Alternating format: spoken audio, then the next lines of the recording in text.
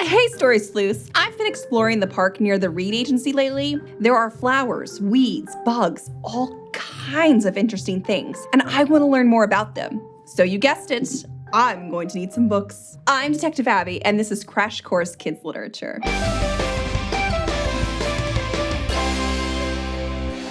The kind of books I'm looking for are nonfiction books. As you probably know, they're about real people, places, and events, and there are lots of kinds of nonfiction.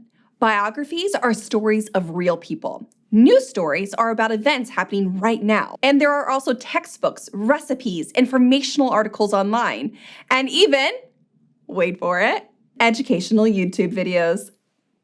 Usually nonfiction texts include special features that give us even more information about a topic. Maps, diagrams, and photos can show us more about where or how things happen. Glossaries define important terms, and a table of contents and index can help us find things inside the book. They're like a built-in detective agency. Nonfiction texts give us a lot of information, but nonfiction authors still don't tell us everything there is to know about a topic.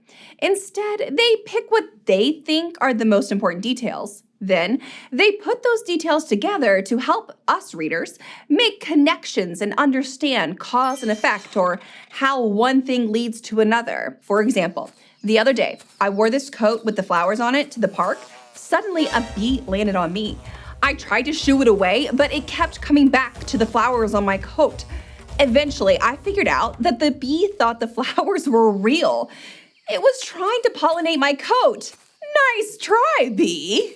So, in that story, you can see how the kind of coat I was wearing was an important detail. The pattern on my coat was the cause, and the bee being attracted to me was the effect. Now let's investigate the important details in two nonfiction books about nature. Both The Girl Who Drew Butterflies and Summer Birds are nonfiction texts about the same person who studied it. While we read, we can ask questions like who, what, when, where, why, and how to find out important details.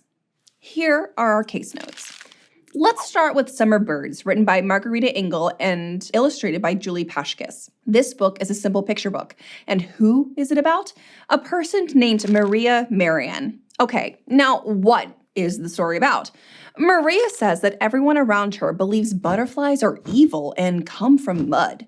But she doesn't believe those things. She's painted insects and has seen how they lay eggs, grow, and develop. So we have our what? Butterflies. Maria is fascinated by butterflies. She dreams of one day traveling to faraway lands to paint more flowers and butterflies. She says she'll publish a book with all of her paintings, and then everyone will know the truth about small animals that change their forms. The historical note at the end of the book tells us more, including that Maria eventually accomplished her dreams of traveling and telling the world about flowers and insects. We can learn even more about Maria by synthesizing, or putting together the information we learned so far, with new information from other nonfiction texts. That's why we're going to look at another set of case notes for our next book. The Girl Who Drew Butterflies by Joyce Sidman is a longer, more detailed biography of Maria Merian. It tells us the when. Maria was born in 1647. And it tells us the where. She grew up in Germany. Now, how about the why? We learned that Maria started drawing and observing flowers and insects because her stepfather was an artist. And that also hints at how Maria became such a good artist, too. Maria's stepfather taught her to draw, and she helped him by finding flowers to paint. Because this book has more complex information, it includes some of those important nonfiction features, like a glossary, a timeline, and an index. It also has maps, diagrams, and sidebars that provide context. Providing context means sharing details about the world the story is happening within. For example, we learned that at this time in history, women in Germany weren't allowed to work.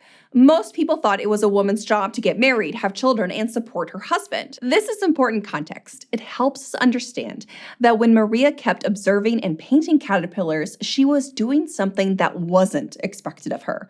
which likely required some bravery. So you see, context helps us understand much more about how and why things happened the way they did. Throughout the book, we also get to see lots of images that show what Maria's life may have been like and examples of the art she created. Like one page shows a picture she made of a garden tiger moth on a hyacinth flower. In it, we can clearly see all of the stages of development that Maria observed: the eggs, the caterpillar, the pupa, and the full-grown moth. She published a book of her scientific observations called New Book of Flowers. The book changed the way people viewed plants, insects, and science. She did that. Nonfiction books can answer the question who, what, when, where, why, and how about real people and events.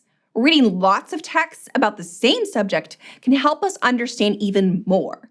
And paying attention to which details authors include and how they put them together helps us make connections. I'm off to check out some more flowers. I'll see you later, Story Sleuths. Thanks for watching this episode of Crash Course Kids Literature, which was filmed at the Complexly Studio in Indianapolis, Indiana, and was made with the help of all of these artistic people.